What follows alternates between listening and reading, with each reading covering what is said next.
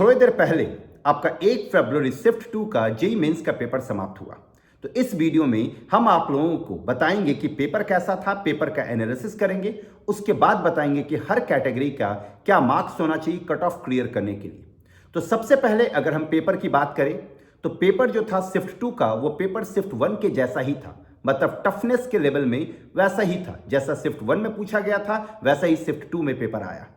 अगर हम मैथ्स की पेपर की बात करें तो मैथ्स का पेपर हर शिफ्ट में टफ आया है, इस शिफ्ट में भी टफ आया। और टफ बार बार हम कहते हैं एक ही चीज, टफ इस वजह से हम कह रहे हैं क्योंकि पेपर लेंदी होता है मैथ्स का। मैथ्स में ऐसा कोई कंसेप्ट नहीं है जो बहुत ट्रिकी कंसेप्ट पे सवाल आया। मैथ्स का प्रॉब्लम अगर आप बनाए हुए हैं, थोड़ा स्पीड अगर आपका ठीक है तो आप नंबर ऑफ क्वेश्चंस आपका बढ़ जाएगा। फिजिक्स और केमिस्ट्री की बात करें तो वो डायरेक्ट बहुत सारा क्वेश्चन उसमें था। फिजिक्स और केमिस्ट्री आसान था, याद रखें आसान। कुछ एक सवाल फिजिक्स का ट्रिकी था, केमिस्ट्री का भी कुछ एक सवाल ट्रिकी था, लेकिन मेजॉरिटी ऑफ क्वेश्चंस जो था वो आसान था, जिसको आसानी से कर सकते हैं। जैसा आपका काइनेमेटिक्स वगैरह का जो सवाल था वो बहुत ही बेसिक था, जिसको बहुत आसानी से स्टूडेंट कर सकते हैं। फ्लूइड मैकेनिक्स वगैरह का सवाल डायरेक्ट सवाल था, जिसको आसानी से स्टूडेंट कर सकते हैं। इनऑर्गेनिक में भी बहुत सारा क्वेश्चन ऐसा आया था, जो भी क्वेश्चन आया था इनऑर्गेनिक में, मतलब उसमें से कुछ क्वेश्चन ऐसा था जो कि स्टूडेंट अगर बेसिक तरीके से भी पढ़े हैं तो उसका जवाब आसानी से दे सकते हैं। फिजिकल का क्वेश्चन भी ठीक था, ऑर्गेनिक का कुछ एक क्वेश्चन ठीक ठाक था, जिसके लिए स्टूडेंट को थोड़ा अच्छा कंसेप्ट का जरूरत है। जो अच्छे से पढ़े होंगे वो ऑर्गेनिक के सवाल को भी संभालेंगे। मैथ्स का पेपर सबसे टफ, फिर आपका केमिस्ट्री का पेपर और फिर आपका फिजिक्स का पेपर। फिजिक्स का पेपर सबसे आसान, और हर बार यही हो रहा है कि फिजिक्स का पेपर आसान आ रहा है, मैथ्स का पेपर टफ आ रहा है, और इन बिटवीन आपका किसका हो रहा है, केमिस्ट्री का। बस थोड़ा सा शिफ्ट 1 में थोड़ा उल्टा हो गया, फिजिक्स थोड़ा सा टफ आ गया था, केमिस्ट्री आसान आ गया था। लेकिन मैथ्स थ्रू आउट टफ आ रहा, through out tough. Vector 3D ये सब का क्वेश्चन में कुछ नहीं है, ये सब बहुत बेसिक कंसेप्ट पे पूछा जा रहा, एकदम बेसिक कंसेप्ट पे। मैथ्स का पेपर बस लेंदी होने की वजह से टफ हो रहा। अब अगर हम बात करते हैं कि क्या एक्सपेक्टेड मार्क्स होना चाहिए कि आप कट ऑफ क्लियर कर पाए एडवांस के लिए, हर कैटेगरी के लिए, तो हम अगर बात करें CML में कॉमन मेरिट लिस्ट में आने के लिए, 82 से 88 मार्क्स चाहिए। जो लोग 88 मार्क्स ले आएंगे वो ऑलमोस्ट सेफ जोन में होंगे।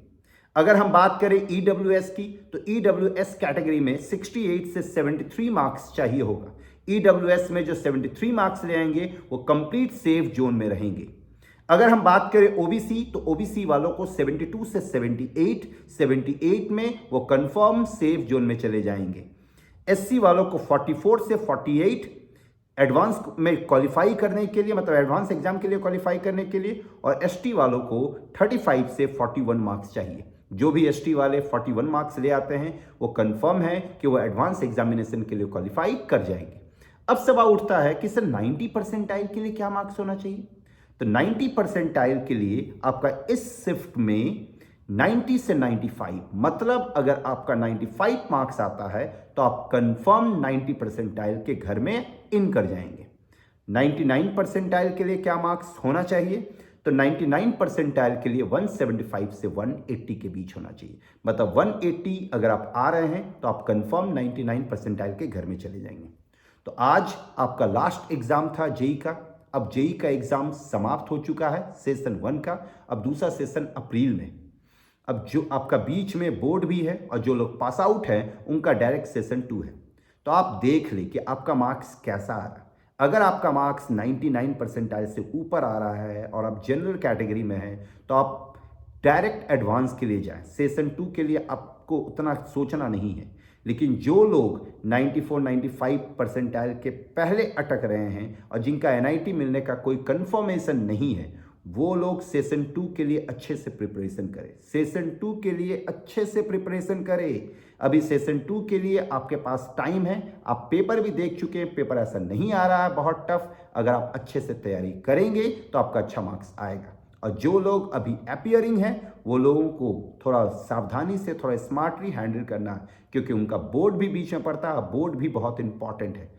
तो बोर्ड के लिए भी और जेईई के लिए भी दोनों चीज़ का सही से आपको मतलब टाइम बना के पढ़ना है।